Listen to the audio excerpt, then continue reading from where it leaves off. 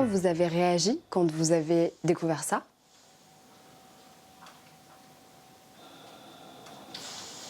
C'est très difficile, tout s'écroule. J'imagine. Mais vous avez fait un choix hyper fort. Vous avez choisi la vie. Pourquoi? C'est plutôt quand j'ai vu la mort arriver que je me suis dit, non finalement je vais rester.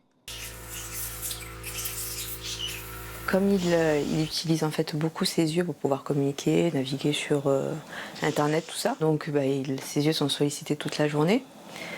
Donc du coup, on a besoin de lui faire quand même des soins des yeux assez régulièrement dans la journée. Il est totalement paralysé, il est tétraplégique, il ne peut pas bouger pour n'importe quel truc, lui gratter le nez, il faut l'aider. La maladie de Charcot irrite alors une partie du cerveau, je ne pourrais pas vous dire laquelle, mais du coup, il a ses émotions sont un peu décuplées. Il lâche la larmichette plus facilement.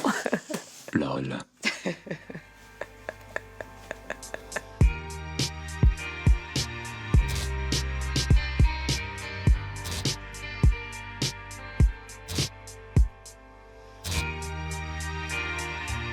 C'est assez compliqué de se dire que tous les projets qu'on imaginait jusqu'à maintenant, parce qu'on venait juste d'arriver ici, ça faisait pas très longtemps qu'on était sur la région, et il fallait revoir tout ça. Enfin, quand on voit les statistiques, la moyenne de vie pour les personnes atteintes de Charcot, c'est entre 2 et 5 ans. Il a fait un gros travail sur lui-même, que certes il fallait faire le deuil de son corps, mais ce qui était le plus important, c'est sa tête et son cœur. Donc une fois qu'il a accepté ça, et qu'il s'est rendu compte qu'il pouvait faire plein de choses, il y est allé, il ne s'est pas posé de questions. Donc il m'impressionne. Hein.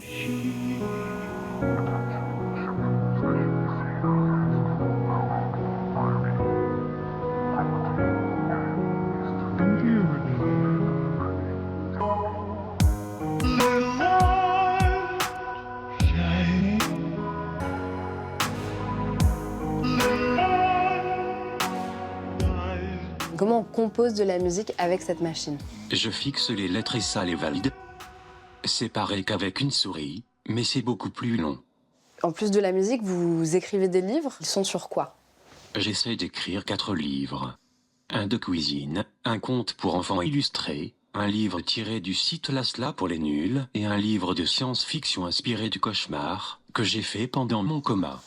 Pour revenir un petit peu à la musique, il était hors de question de s'en passer. J'avais fait une croix dessus et ça m'allait. Pour faire de la musique, en fait, quand il est sorti de réanimation, on en a parlé comme ça, et je lui ai dit tu devrais essayer.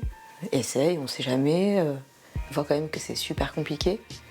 Et il me dit sans quelqu'un pour m'assister, je pense pas que j'y arriverai. Donc il a laissé ça de ce côté. Et comme il avait d'autres projets, il était dans l'écriture, tout ça, donc il n'a pas attaché de plus d'importance. Et un jour, il a voulu réessayer. Il n'a pas lâché pendant 2 semaines, 2-3 semaines. Et il s'est rendu compte qu'il pouvait tout faire ce qu'il faisait avant. Après, voilà. C'est vrai que ça lui prend un peu plus de temps. Mais tout ce qu'il faisait avant, il arrive à le faire. C'est une passion. C'est quelque chose qui le porte et c'est quelque chose à travers laquelle il s'exprime aussi. Quel que soit le handicap, on peut atteindre ses objectifs, on peut faire ce qu'on veut de sa vie.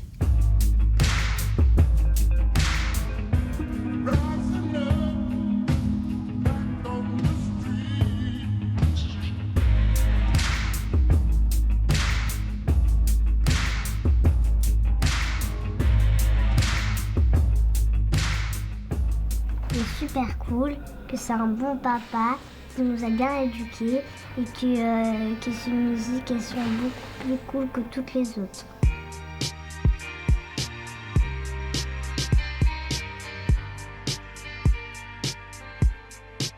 Aujourd'hui, vous menez un combat pour toutes les personnes qui sont atteintes de la maladie de Charcot. On peut dire ça, je veux leur dire qu'une vie existe. Il raconte sa vie sur un site qui s'appelle la SLA pour les nuls. Je vous recommande vivement d'aller voir sur ce site parce qu'en fait, Pone, on lui a souvent dit vous êtes condamné, votre survie, en fait, elle va coûter trop cher pour la sécurité sociale. Lui, il dit qu'en fait, une vie est possible quand on est paralysé, vraiment. Et il est impressionnant, il est extrêmement créatif et il a un humour décapant. Et allez les suivre sur Instagram, moi, c'est comme ça qu'on... En fait, voilà, je suis très ému, mais suivez-les. C'est une très belle histoire et sa famille est très soudée.